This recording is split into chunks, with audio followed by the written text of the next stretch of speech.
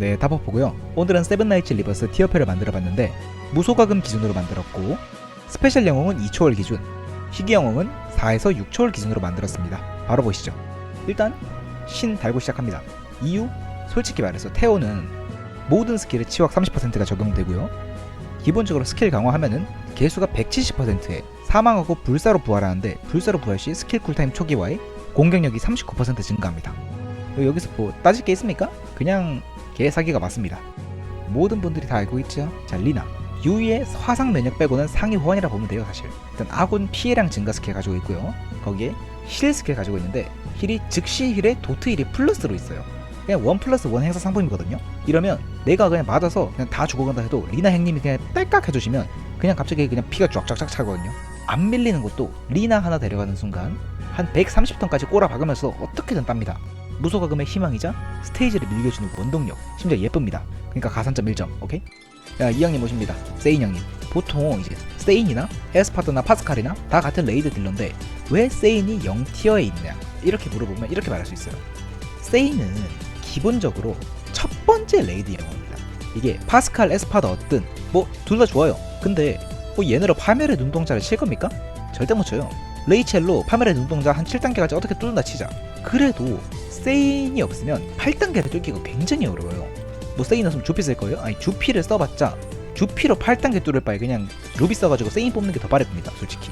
그리고 세인이 있어야 파멸의 눈동자를 클리어하고 파멸의 눈동자를 클리어한 그 장비를 토대로 에스파다랑 파스칼 장비를 맞춰줘서 걔들로 강철의 포식자 우마왕을 깨서 스펙업을 한다.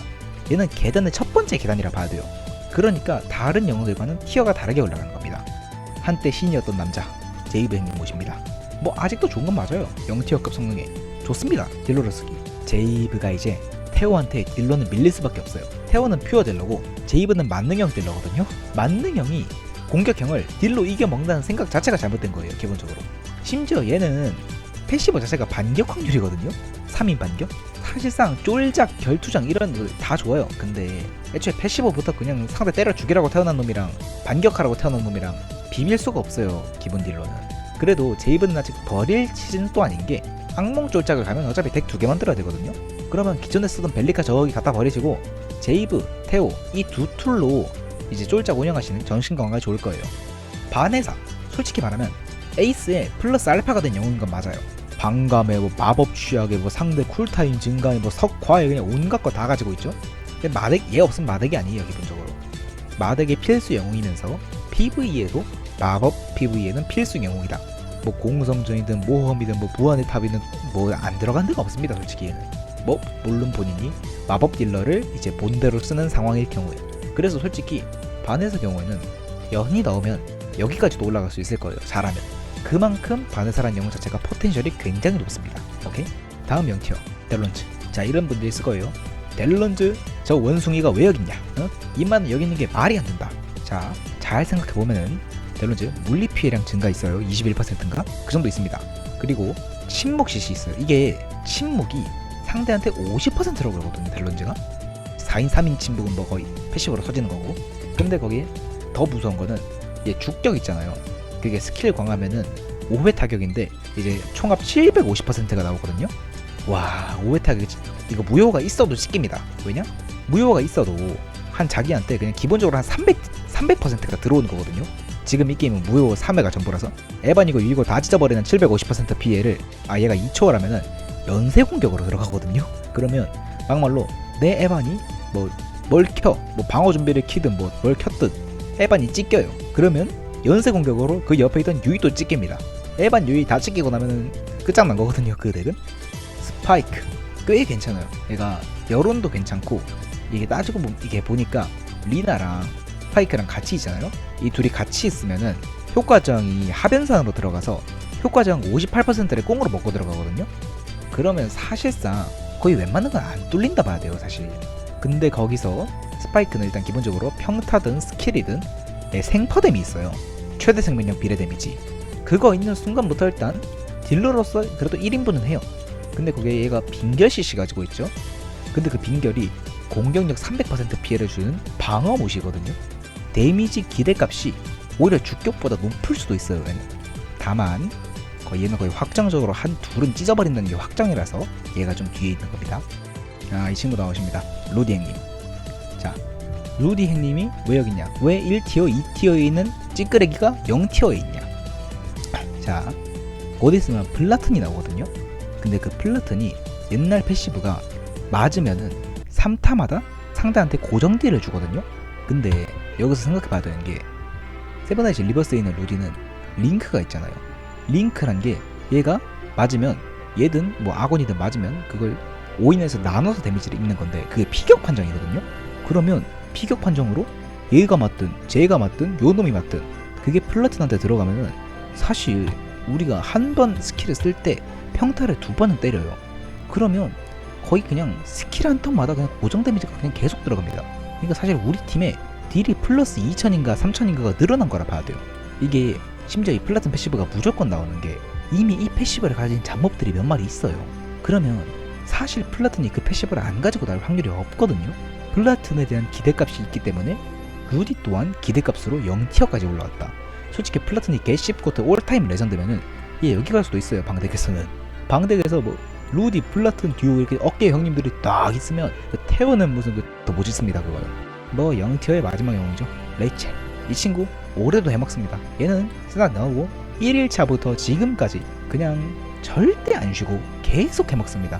근데 그만큼 좋을 수밖에 없는 게 약공 확률이 뭐 30 몇 % 올려주고 얘 심지어 반각 29% 있거든요. 3턴 동안. 거기다 화상까지 있는데 상대 데미지 감소 스킬까지 있어요. 얘는 공성전 물리 혹은 레이드 얘는 못 버립니다. 아직 레이첼 버리려면 그를 뛰어넘는 PVE 영웅이 나와야 되는데 레이첼을 너무 좋게 만들어놔가지고 더 좋은 PVE 영웅이 되면은 PVE가 너무 쉬워져가지고 아마 레이첼은 올해까지는 해먹을 듯 싶어요. 테오랑 같이 얘네 둘이 제일 롱런할 겁니다. 아무리 봐도. 자, 이 친구 나옵니다. 크리스eng님. 제가 옛날 티어에서는 세븐나이츠의 수치다, 지 따가리보다 못한 시기다 라고 하면서 비판이란 비판을 다 쏟아냈죠. 근데 조금 이제 평가랑 생각이 바뀐 게 사람들의 스펙이 올라갈수록 무한의 탑이나 악몽을 점점 더 많이 깨죠. 근데 아무리 스펙이 높아져도 아직은 딜로는 못 미는 구간이 있어요. 무조건. 근데 그 구간에서 크리스가 굉장히 좋습니다. 의외로. 왜냐? 걔들한텐 직사 면역이 없거든요. 얘랑 녹스 솔직히 같이 데리고 가잖아요. 그러면은 그 순간 이제 상대가 그냥 대가리 다 터집니다. 얘가 직사 확률을 25%인가 올려주는데 얘는 그냥 기본빵으로 직사 확률이 좀 높아요. 그러면 이 둘 데리고 가고 장비 좀 잘 맞춰준다 치면은 얘들만 데리고 가도 그냥 무한의 탑이든 뭐든 그냥 다 대가리 터뜨리고 다닙니다. 그만큼 직사가 밸류가 높아요. 사실 지난번까지는 얘들 없어도 뭐 세인이든 제이브든 뭐 하다보다 델론즈 스파이크로든 상대 대가리 그냥 다 박살내고 다녔거든요. 근데 이젠 대가리 박살내지를 못하니까 이 둘이 듀오로 상대방 대가리를 그냥 개박살내버립니다. 하지만 만약에 이들 중 한 명이 없으면 둘 다 그냥 날아갑니다. 왜냐? 한 명만 있으면 애매한 약간 그거예요. 각각의 전투력은 0.5인데 합치면 10명이 된다 라는 듀오죠. 에이스 형님 나오십니다. 자, 에이스 형님이 왜 좋냐? 뭐 말해 뭐합니까? 반감캔데 물리 취약 가지고 있고 상대 회복량 감소가 있습니다. 뭐 이 정도면 사실 1티어이기엔 충분하죠. 그래서 차고 넘쳐요. 사실 반에서 없으면은 얘가 0티어예요. 근데 반에서 형님이 있는 관계로 자리를 뺏겨서 1티어까지 내려왔습니다. 다만 아직도 공덱에선 쓸 수밖에 없습니다. 얘들은 물리 공격력인데 얘가 물리 피해거든요. 얘가 물리 취약이거든요. 그러니까 사실 아직까지는 1티어에 있다. 아마 다음 패치든 다다음 패치든 얘는 1티어 고정이에요. 올라가지도 내려가지도 않을 겁니다. 물론 플라튼이 나와서 얘들을 박살내버리면 얘가 아마 저기 나락으로 꽂힐 수도 있지만 그럴 확률은 좀 적기 때문에. 다음으로 에스파다 파스칼 듀오 나옵니다. 자, 이 둘 솔직히 성능을 논할 게 아닌 게 이 둘은 대체자가 없습니다. 에스파다는 대체자가 아예 없고 파스칼은 뭐 유리 6초인가 7초로 하면 파스칼 0초와 비슷한 밸류를 낸다 라고 하는데 그게 최대 딜 기준이거든요. 근데 파스칼은 기본적으로 치확이 붙어있어요. 방어 무시도 붙어있고 그러므로 스펙 세팅 자체가 굉장히 용이해요. 유리는 뭐 한 땀 한 땀 취향 맞추고 약공 확률 맞추고 공격력 맞추고 뭐 방무 어떻게든 맞추려 할 때 얘는 다 딸깍. 얘는 막말로 모공만 맞춰도 그냥 기본적으로 반타작은 하는 애거든요. 딜량의 평균치가 굉장히 높아요. 파스칼은 유리가 0부터 100 중에 20과 100을 넣었을 때 칠 때 파스칼은 존재 자체로 60부터 100을 넣습니다. 그러므로 유리가 파스칼의 대체자라는 개소리는 집어치우고 파스칼과 에스파드는 성능을 따지지 않고 성능도 좋죠. 심지어 1티어 고정입니다. 얘들은 시간이 아무리 지나도 1티어에선 절대 못 내려갑니다. 물론 얘들을 대체하는 레이더 딜러가 나오는 순간 그냥 티어팟에서 존재가 사라질 수도 있어요. 하지만 먼 날이다. 아직은 1티어다. 자, 다음 1티어 실베스타. 참 이거 비운의 캔데요. 얘가 실베스타가 참 안습인 게 상대 공격이 자신의 피해 40%를 못 넘고 죽을 때 피일로 살고 뭐 연쇄 공격도 있고 한데 이것만 가지고는 저게 미친 탱커 형님들이랑 제이브 형님 날뛰는 이 시대에서 살아남을 수가 없어요. 고초월 하면 솔직히 얘 고초월 하면 제이브보다 세거든요. 근데 실베스타 고초월 할 바에는 세인 고초월 하거나 테어 고초월 하는 게 훨씬 좋습니다. 하지만 마덱에서 쓸 수 있는 영웅이기 때문에 아직까지는 1티어 있어요. 왜냐? 마덱은 아직 인원이 부족하거든요. 근데 실베스타를 대체할 수 있는 영웅 하나 나오는 순간 얘도 2티어입니다. 아일린 나옵니다. 자, 아일린 무난하게 좋습니다. 모험이든 무탑이든 감전이 정말 좋거든요. 얘는 감전은 2개거든요. 근데 1인기도 330% 정도 개수라서 나쁘지가 않아요. 그리고 청청별력 전체 감전이 꽤 잘 터져요. 35% 감전인데도. 그리고 얘가 패시브가 감전시킨 적한테 데미지가 30%인가 더 들어가거든요. 그만큼 아일린만 가지고 있으면 어지간한 모험이나 무탑은 좀 그래도 간단하게 밀 수 있어요. 심지어 우리 팀 물리 공격력 20% 버프 있습니다. 델론즈랑 안 겹쳐요. 얘는 물리 피해량, 얘는 물리 공격력, 이 둘이 같이 붙이면 그냥 쌈뽕합니다. 버프가. 대신 얘들은 얘 반에서나 마덱에선 절대 못 씁니다. 물리에 좀 국한되어 있다 보니까 어쩔 수가 없어요. 버퍼로서 1티어. 자, 다음 영웅 이 두 분 나오셔야죠. 유이님, 에바님. 우리 무화금들의 빛이서 소금이고 희망. 왜냐? 이 둘을 대체할 수 있는 영웅이 물론 있어요. 유이는 리나로 대체하고 에바는 루디로 대체합니다. 근데 다만 유이는 6초월 하면 리나와 밸류가 거의 동일합니다. 레이드에선 얘가 나아요. 심지어 화상 면역 때문에. 하지만 PVP 기준 리나와 유이는 6초월 기준 동일한 밸류를 지녔다. 에반도 대체자가 있긴 해요. 자, 얘요. 루디. 근데 유이처럼 뭐 리나 0초면 유이 6초가 거의 동일하다. 이게 아닙니다. 루디는 2초월은 해줘야 에반 형님 6초월이나 비빌 수 있어요. 근데 루디 2초월 할 시간이 어디 있습니까? 방덱 유저도 그 시간 없어요. 방덱 유저도 레이더 뚫어야 되고 모험 해야 되고 그래야 되면 테오 뽑아야 되고 세인 뽑아야 되는데 제이 뽑아야 되고 뭐 방덱 유저라고 뭐 루디 2초월 할 시간이 무소가금한테 어디 있습니까? 테오 2초월 해야지 그 시간에. 자, 그 다음 1티어 마저 정리를 하자면, 자, 비담 루리. 자, 이 둘이 왜 여기 있냐? 자, 비담 루리는 공성전이 나오면서 굉장히 혜택을 많이 봤어요. 왜냐? 3인기가 필요하거든요. 이 둘 다 3인기에 개수가 높고 공성전에 딱 필요한 버프들이 알맞게 있어요. 3타마다 데미지가 들어간다든 3타마다 회복을 한다든 그런 스킬들이 있기 때문에 얘 둘은 아직까지 공성전을 할 생각이 있다면 얘 둘은 빼면 안됩니다. 절대로 빼면 안돼요. 필수예요. 얘들은. 타카. 자, 타카도 좋은 이유가 뭐냐면 타카도 비담이랑 사실상 포지션이 겹쳐요. 얘도 공성전 딜러입니다. 모든 스킬이 3인기거든요. 근데 비담보다 오히려 딜이 좀 더 높아요. 사실. 안돼 비담이랑 같이 있는 이유가 뭐냐면 타카가 비담보다 딜이 높기는 하여도 그렇게 큰 데미지 기대값 차이가 나진 않아요. 그리고 비담은 출시된 지 좀 이제 초창기부터 있던 영웅이라 아마 지금 초월을 한 2초월까지 해두신 분들도 있을 거란 말이죠. 굳이 비담 2초월이 있는데 비담을 버려가면서까지 타카를 2초월로 만들 거다 라는 건 비추입니다. 그냥 타카는 기존 이제 기본으로 준 0초월짜리 다 키우셔가지고 그냥 보조 딜러로 써먹으시는 게 좋아요. 다음 벨리카. 이게 원래 벨리카가 제이브랑 이제 쌍두마차로 악몽 쫄작을 담당했는데 이제 쫄작에선 강제 은퇴를 당할 겁니다. 왜냐? 테오 있거든요. 테오 제이브 이 둘이서 쫄작을 둘이서 다 해먹습니다. 악몽에서도. 근데 벨리카가 아직 1티어에 붙어있을 수 있는 이유가 뭐냐? 일단 기본적으로 화상이라는 짤짤이가 있고요. 마법 취약이 있고 치명타 확률을 올려줘요. 아군 치명타 확률을. 그것만으로도 1티어에 있을만한 값어치는 합니다. 왜냐? 마덱 레이드 버퍼로서 쓸 수 있습니다.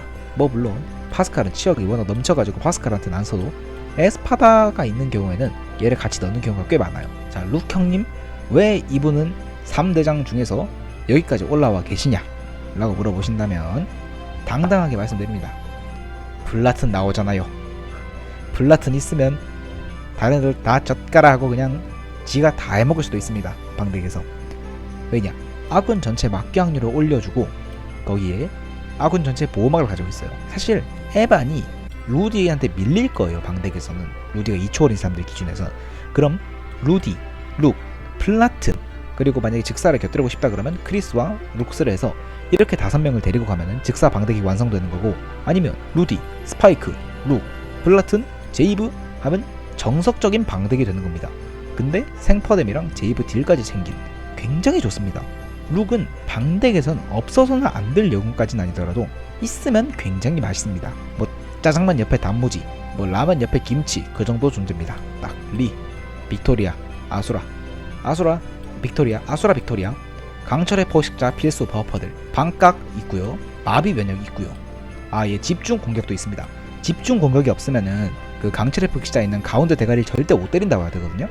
아수라가 이제 집중 공격으로 강철의 포식자 중간 대가리 찍어버리는 순간부터 파스칼 형님 개박쳐가지고 거인 소환합니다. 파스칼한테는 아수라는 없어서는 안됩니다. 자, 리, 뭐 아시지 않습니까?